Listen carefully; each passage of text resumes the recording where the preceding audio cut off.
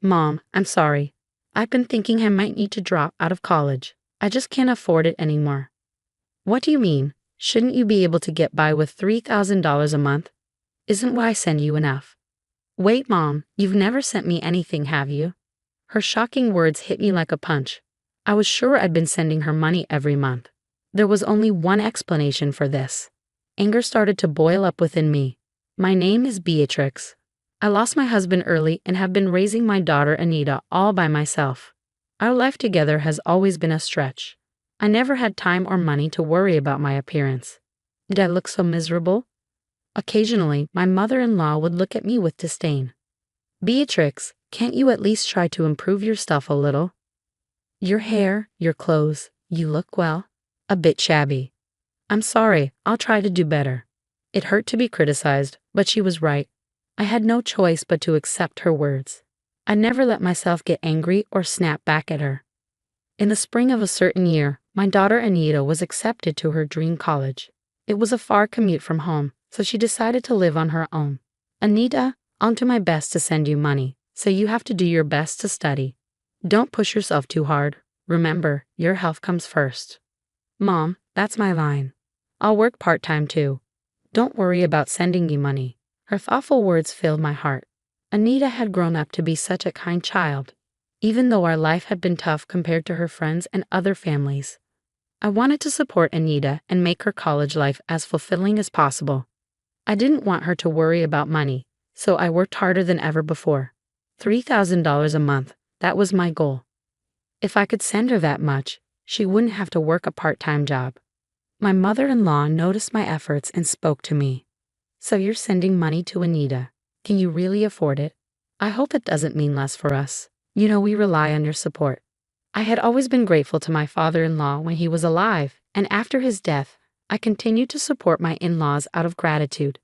Don't worry, I've taken on more jobs, so I'll still be able to give you your share. Oh, I see. That's fine then. After losing my husband, my income was unstable, and I guess my mother-in-law was worried.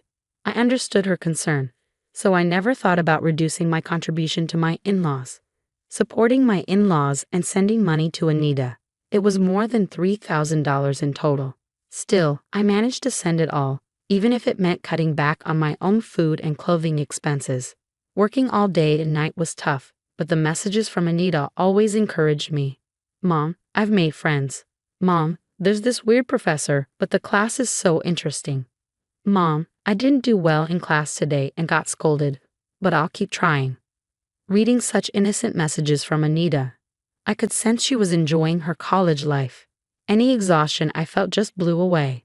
I felt proud of myself, believing that my hard work was for her happiness. But over time, messages from Anita became less and less frequent. A few months later, her cheerful messages had stopped completely. Whenever I reached out with worry, she would only respond with a short, "I'm okay." Could it be that she was having so much fun at college that she had forgotten about her mother?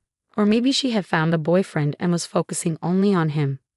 One day, when I was brooding over such thoughts, suddenly my phone rang. It was Anita. "Hello, Anita. What's up? You called suddenly." It was unusual for her to call. Maybe it was because we always have face-to-face conversations at home. But Anita rarely called, even after she started living alone in college. Most of her contact with me was through text messages. "Yeah, I'm sorry, Mom. What happened? Is there something wrong?" Anita sounded down. I could tell something was wrong, so I focused on her voice coming from my smartphone. I ran out of money. I'm thinking maybe I should quit college." "What?" Anita's words were so unexpected that I couldn't help raising my voice. "What do you mean you're out of money?" "I'm sorry. I tried my best." Anita's voice was trembling as if she was about to cry. I had been sending her $3,000 every month without fail. It wasn't enough for luxury, but she shouldn't be struggling to the point of having to quit college. She was also supposed to be working part-time. I never imagined that she would say she was out of money. Could she have gotten involved with some bad friends and skipped studying to spend all her money? I thought about it for a moment, then shook my head. That's not like Anita. "Anita, it's okay. Take a deep breath and tell me what happened." "Yeah, I was trying to make ends meet with rent, groceries, and what I made from my part-time job. I had to dip into my savings, and now that's all gone too. I'm sorry, Mom. I'm really sorry. Hold on a second. What about the money I send you every month? That should cover your rent and living expenses, right? No matter how I thought about it, the math didn't add up. If Anita was spending her salary and my remittances and even had to touch her savings, something was seriously wrong. But from her tone, she didn't seem to be lying. When I asked her, Anita seemed confused. Mom, you never sent me any money, did you? What did you just say? Anita's words were so shocking that I found myself shouting again. That's impossible. I've been sending you $3,000 every month. Did you check properly? Are you sure there's no money in your account? There's nothing. I've been keeping a close eye on my banking card. If you'd sent me that much money, I definitely would have noticed. The shock hit me like a punch to the head, making me feel dizzy. It was clear that Anita hadn't been receiving the money, and it was causing her a lot of trouble. You don't need to drop out of college. I'll send the money right away, so don't worry. Do you have something to eat today? Are you okay? You're not getting sick, are you? I'm fine. I switched to a job where I get meals, and my friends have been worried about me. They've been sharing some food with me. That's great. You have good friends. We need to thank them next time. But Mom, you're already having a hard time. I don't want you to struggle anymore because of me. So that's why you didn't tell me until the situation got this critical. Thank you. But listen, seeing you in such a difficult situation is much worse. So please leave the rest to me. With that, Anita finally let out her emotions and started crying. I wondered when was the last time I heard her cry like this. After comforting Anita and hanging up the phone, I immediately took action. Driven by growing anger, I decided to confront my mother-in-law, who lived nearby. Oh my, what's the matter, Beatrix? Showing up without a call? How rude. Never mind that. What have you been doing with the money I've been giving you each month? What? That money is for living expenses. As soon as I mentioned the money, I noticed my mother-in-law's face twitch for a moment. I'm talking about the money for Anita. I was giving that to you too, right? The remittance to Anita was not directly transferred by me into her account. I've been handing it directly to my mother-in-law, who offered to make the transfer herself when she learned it was for Anita. So I have been giving you an additional $3,000 for Anita's remittance. I would have declined if it was only about transferring the money, but there was a reason I didn't. That's because she said, I want to contribute to my granddaughter too. That's what you said, right? I trusted you and gave you the money, but what do you mean you didn't transfer it? My mother-in-law had convinced me with that. Even though she was getting money from me, I thought it was her kindness toward Anita and trusted her. What are you talking about? I've been transferring money to Anita's account every month. Yes, I have. Please stop lying so blatantly. Anita has told me that she never received any transfers. Oh my, for her to lie like that, what kind of child is she? Beatrix, maybe it's your parenting that's the problem. Excuse me? Hearing my own daughter being called a liar made me feel a rush of blood to my head. But if I lost my temper and forgot myself here, it would play right into her hands. I told myself to calm down, took a deep breath, and spoke again. Anita doesn't lie. If you insist on this, show me the bank statements where you made the transfers. I threw those away a long time ago. Listen, by checking Anita's account history, it's easy to see whether you really transferred the money or not. Even after knowing this, are you still going to call Anita a liar? Anyone could think of this, but when I said this, my mother-in-law seemed at a loss for words. She huffed again, muttering stubbornly under her breath. So persistent. I took a deep breath and said, if you insist that you transferred the money, we should let the police investigate. What? The police? The mention of the police made her previously defiant face turn pale. The police? Isn't that a bit dramatic? It's not. This is about money. You said you transferred it, but it didn't show up. That sounds like a crime to me. We need to get it properly investigated. I don't think we need to go that far. Well, then I'll contact them now. No, stop. I was wrong. As I pretended to call the police, she lunged to snatch the phone from my hands. She missed and stumbled, then fell down and started crying. I never expected the mere mention of the police to have such an effect. In reality, I wasn't sure if the police would do anything in a situation like this where it was obvious that a family member was involved. But the word police itself seemed to weigh heavily on her.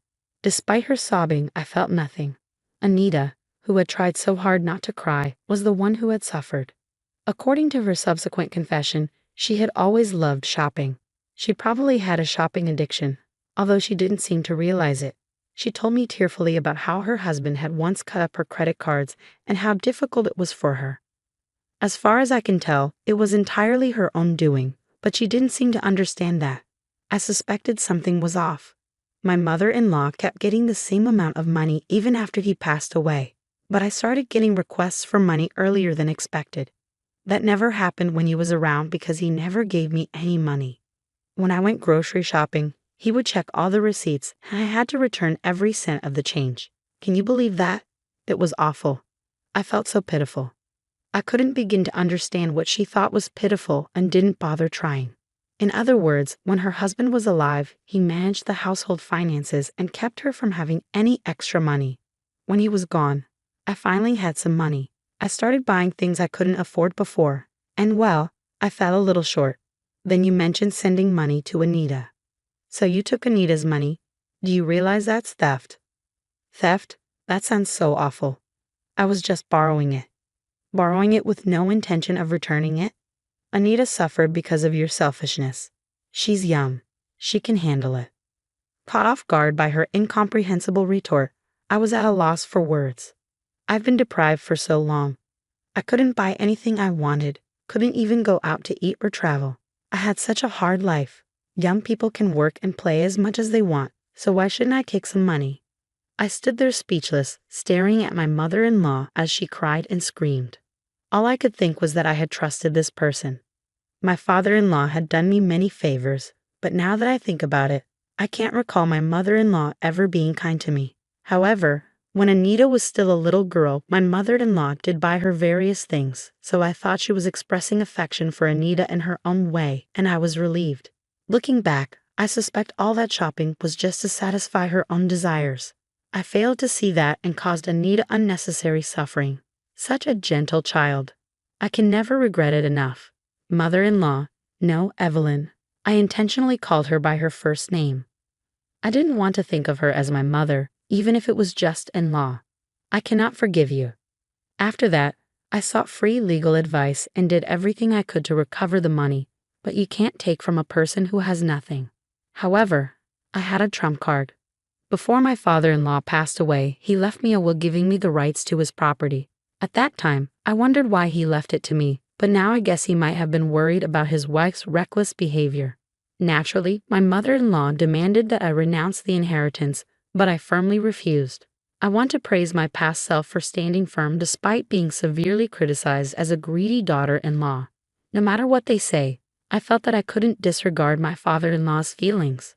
I didn't know the reason or the circumstances, but maybe I felt something. So technically, the house and the land are mine, and my mother-in-law is just living there rent-free. I decided to sell the house. That meant the parasitic mother-in-law living there was in the way, so I contacted her parents. This contact information was secretly given to me by my father-in-law, just in case. I really admire his foresight. That's why it's such a shame he didn't have a good eye for women. I knew that my mother-in-law had always hated her own family, but the reason became clear when I contacted them. They were a traditional farming family with strong tendencies toward male chauvinism. A stranger like me called, and they listened with a suspicious attitude, but they gladly agreed to take in my mother-in-law. It seemed like they wanted free labor. The conversation progressed quickly, and one day, out of the blue, her family came to pick her up, an event that my mother-in-law couldn't have predicted. I'll never forget the color draining from her face when I took her brother, who came to pick her up, to her house. Now, my mother-in-law is doing tough farm work under strict supervision. She can't even go shopping at the supermarket, let alone squander money, and she seems to be living a life without touching money at all.